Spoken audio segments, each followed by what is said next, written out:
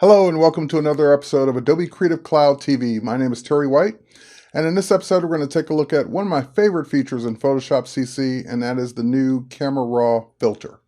Now in the past, photographers are used to starting in Camera Raw when they shoot in RAW. In other words, when you shoot a RAW file, double click on it, it opens up in Photoshop and goes straight to Camera Raw first.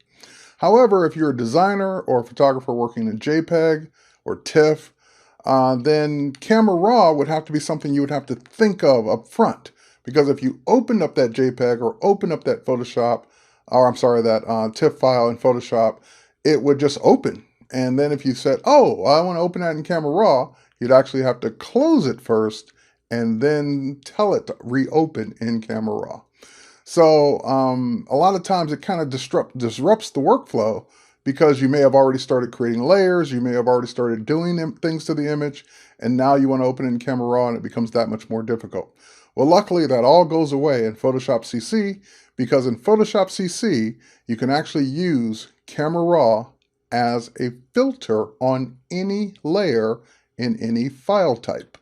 So as before, it was limited to RAW, TIFF, JPEG, and some versions of PSD. Now it is open to any layer. So let's take a look. I've got an image open here, and it's an image I shot back in 2009. Now I do have the RAW version of this, but I went ahead and saved this as a PSD with no layers, so it's pretty flat. And what I'd like to do first is, the beauty of Camera Raw is that it's non-destructive. So I want that same thing when I apply it as a filter. And in order to achieve that, I'm just going to go to the filter menu. Before I go to Camera Raw, I'm going to say convert for smart filters. What that will do is make anything I do to that layer that it just converted non-destructive. So I can always go back and make adjustments. Now that I've done that, I can go to my filter menu, come to Camera Raw as a filter, and again, without having to close the file first, it just takes me straight to Camera Raw. So now I can have all the Camera Raw goodness that I love in working with my RAW files. Now I took this image back in 2009, very flat, dull. I was actually kind of disappointed when I got this out of the camera. And luckily with Camera Raw, I can bring it back.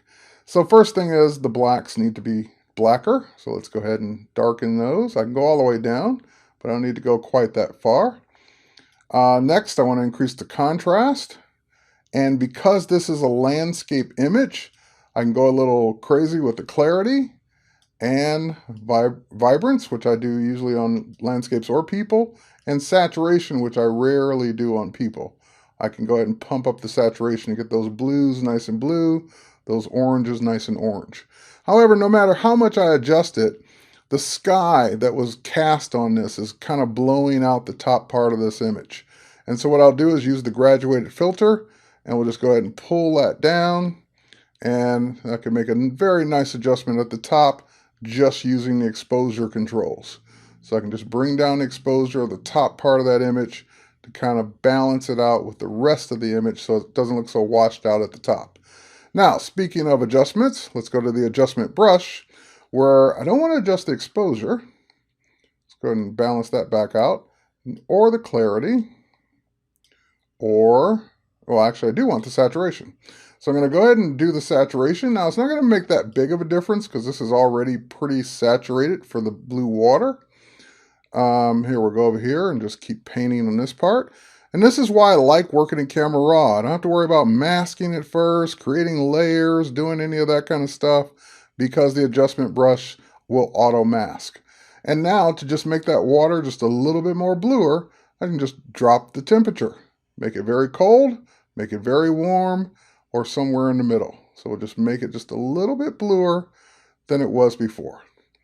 And now I can do the same kind of adjustment. Let's make a new adjustment here, and we'll make an adjustment on the mountain itself. Now, of course, I don't want temperature in this case. I'll go ahead and put the temperature back to 0. But I do want saturation. So now and again, it was already pretty saturated, so it's not going to do a whole lot with saturation. But now that I've made this adjustment on the mountain, I can kind of balance that out a little bit more by dropping the exposure of just that adjustment I just made. Good, right about there maybe. And also increase the sharpness of it. because it is a landscape, we can go nuts with sharpness and clarity and things like that. So we've got our image adjusted. Now again, we click OK. It will process that as a filter. And because I did it as a smart object, I can always come back and turn off that filter. And that's my before, by the way. Turn on the filter, double click, and get right back to all of those same settings.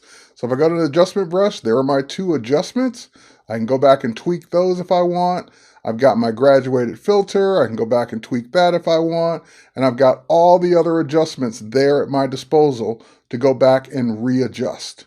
So that is why I love Camera Raw as a filter, because I'll now use it more than ever before, and not just on raw files, but pretty much any layer that needs an adjustment needs it easily and non-destructively, especially for things like temperature and white balance, which are just an eyedropper click away in Camera Raw. So that's the new Camera Raw as a filter. My name is Terry White. It's been my pleasure, and thanks for watching this episode of Creative Cloud TV.